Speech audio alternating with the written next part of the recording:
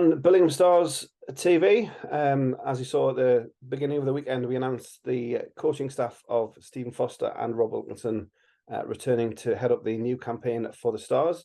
Delighted to have our first confirmed player signing, and he's returning with the C on the shirt as well. It's Michael Elder. Hi, Michael. Thanks for joining us. Yeah, thank you very much, Craig. And we spoke at the end of last season. On the whole, a hugely successful season. It possibly didn't end the way we wanted to, but the determination to kind of build on the successes of last year and keep the momentum through the summer to roll into new season. Yeah, it was a good season when you reflect back, and obviously, like you said, it didn't really end how we wanted it to end or pictured how it was going to end. But obviously, it takes a few weeks, and you look back on what we achieved as a group last year, and you've got to be immensely proud of that. Obviously, I think a lot of young lads have developed into mature players, and I think we've got to look ahead and be excited about what we've accomplished, but also what we know that we've set a high standard for ourselves now. We know we set a bar, so no, I think we all should be very excited going into this new season. And something, it's kind of an anomaly for the Billingham club and of the past perhaps, but kind of getting the news rolling early in the off season to kind of keep the engagement, because one of the big successes of last year, as well as the on ice, was the number of new fans coming through the door, and the season ended with huge attendances in 3 or 4 consecutive games. So to keep those fans engaged for the summer with news and signings and information to kind of hopefully start next season at the level where we finished last year. Absolutely, yeah. It's kind of there's you've got to. Unfortunately, now I know it's not a professional league, but the hockey industry that we're in now is a 365-day job or role, as you should say. So look, when the season ends, you can't really, whether it be for whatever reason, to speak to players in the team, or like you say, fan engagement through the summer. It plays a massive part on and off the ice. So yeah, like you said, we've started earlier this year. I don't know if that's a conscious thing, but again, that's just the world we live in now. So I think Al spoke to a lot of the players already. So hopefully we'll get a lot of the core signed up again, and we'll go on another good run this season. And in terms of yourself, speaking to Alan, and when you heard Rob and Foz were coming back, was it a fairly straightforward decision when Al asked about the new season? Yeah, it was. It was.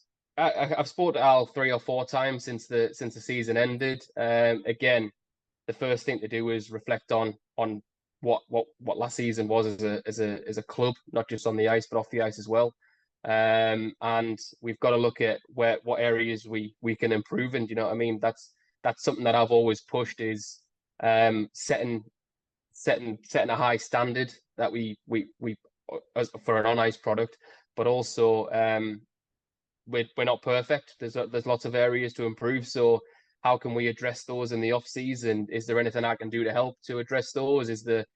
What do we need to do as a club to take that next step? Obviously, we haven't won any trophies, so I think I said that in an interview last year. So again, there's improvements to be made there, and hopefully we'll be able to address some of those this summer. And as well as the playing role, again, coming back as club captain, you'll be supporting the coaching staff as well in kind of an assistant role to help the kind of link between the playing staff and the coaches. Yeah, so that's it's going to be exciting. It's going to be for myself. I kind of was helping Stephen and Rob last year, just with certain wherever I think I can help. Really, I'll give my input.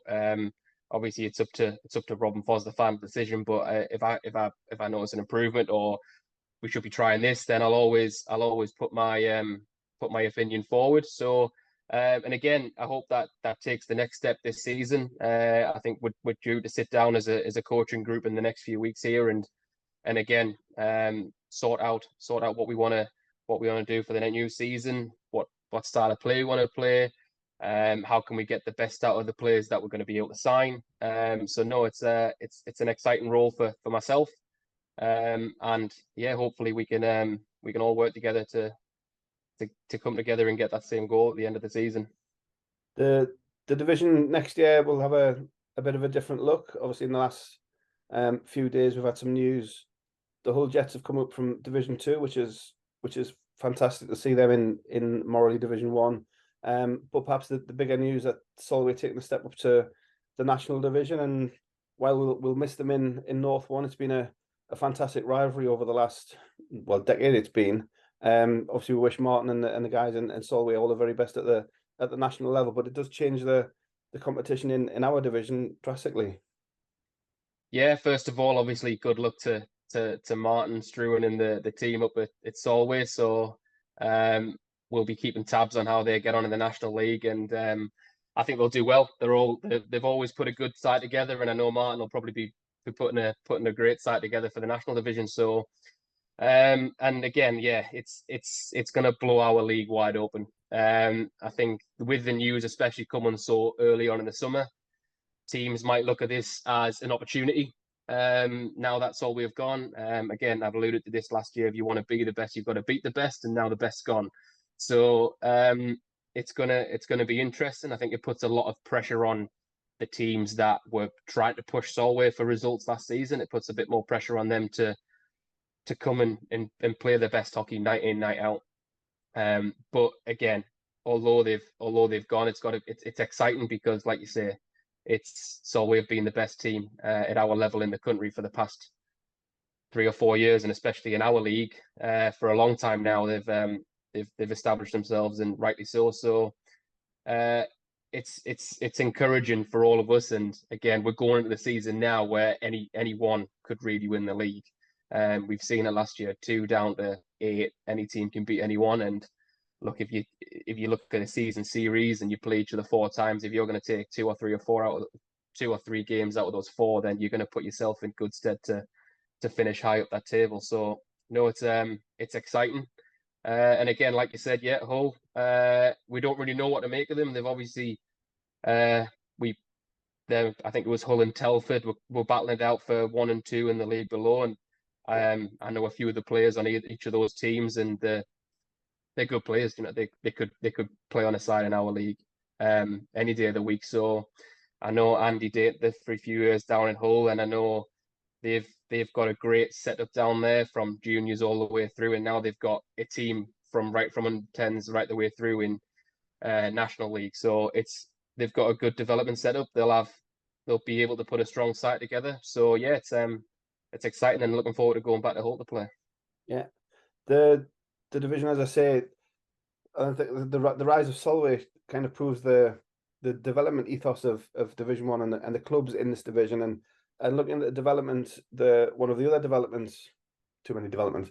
One of the other things that came out of the PR last week is the new Division 2 team in Billingham, which is under the auspices of the junior team. But in terms of player development in Billingham, it's a huge opportunity for both the junior club and the Stars to kind of create that pathway. And I know we spoke before we started recording, the clubs will be talking about the best way to use the players and make that pathway a reality. 100%, yeah. Look, the teams aren't linked financially, but they are 100% going to be linked in development terms. It's the best route to it's the best interest of all of our junior section to come up and create, like you said there, create a pathway and make sure that we're putting players in the best position possible to succeed. We saw the likes of Sam Dowd, Lucas Dowdall, Tom Wakefield last year. They made the step up, but again this year we don't know what's going to happen with the team that we signed, but they could play crucial minutes for the Billingham Buccaneers, and it just allows that our under-18s to come straight out of under-18s and step into senior hockey and be able to play valuable minutes, rather than potentially having to buy the time and look for their opportunity to play a shift on the Stars. Maybe he's not get the ice time that they want, but again, it's just about creating that pathway to get the best out of the individual player, and also to create a successful club. And like we seen last year, look, we want to hold on to Billingham players as long as possible, but that's not to the detriment of their own development. We've seen Finn Braden this year. He's done phenomenal for us the past 2 seasons, and he's got his opportunity to play at Leeds this year. So that's exciting for Finn, but it's also exciting for the club.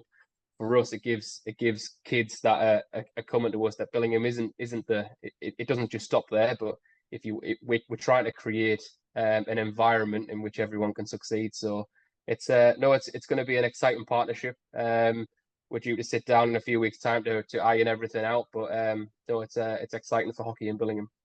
And that's what we saw, as you alluded, it was kind of maybe forced on us the last couple of years, certainly coming out of the pandemic, given the young players the kind of ice time that they had in that first season. But now having the second team there to get the experience of senior hockey, as we've seen players playing in senior hockey, they do learn, they do improve, and then you can use them at the higher level. And then it's kind of our job, as Solway have done, as we've done, like say, with Finn, to make them as best we can at our level, and then it progress up to whether it's national, elite, or even abroad.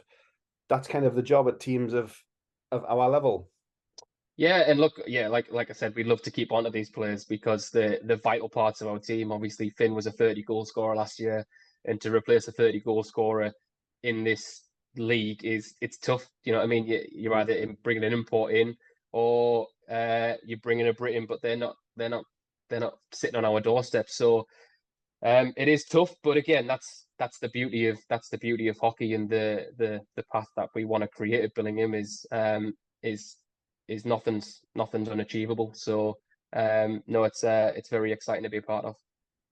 And just as we kind of close out, obviously you're the first player that we've announced.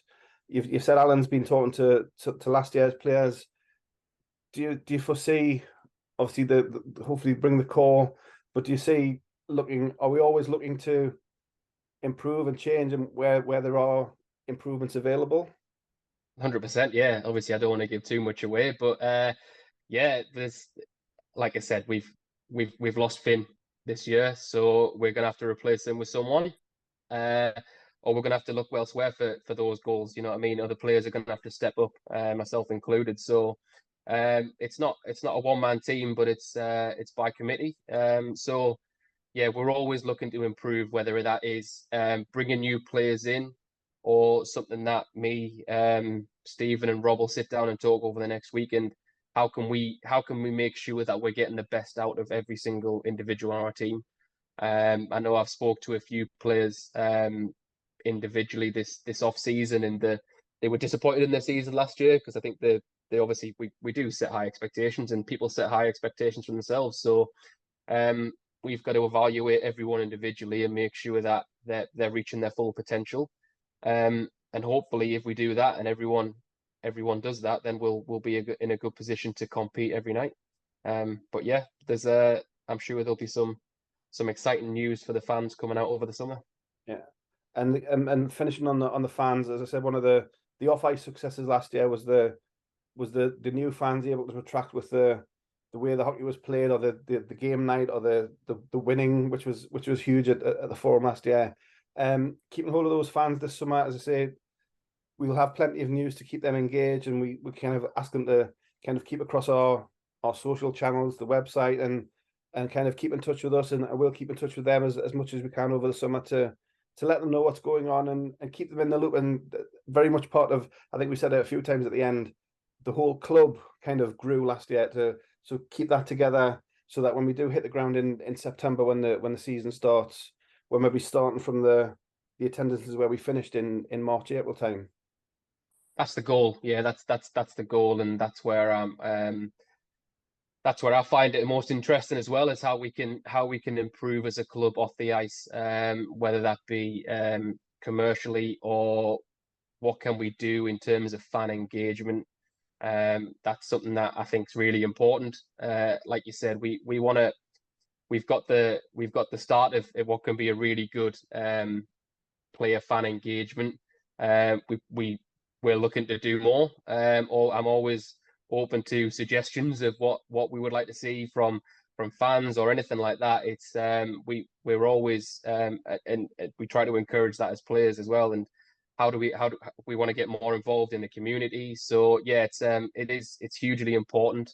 And again, we love playing in front of Billingham, and like we've alluded to on many interviews last year, the playing at home last year was one of the best years I've had in 10 years. Playing in front of a packed house every week. So look, we want to continue that on. We want to grow that fan base even more, get new fans involved, get them hooked, and yeah, it's exciting. It's really exciting. So no, I'm looking forward to it.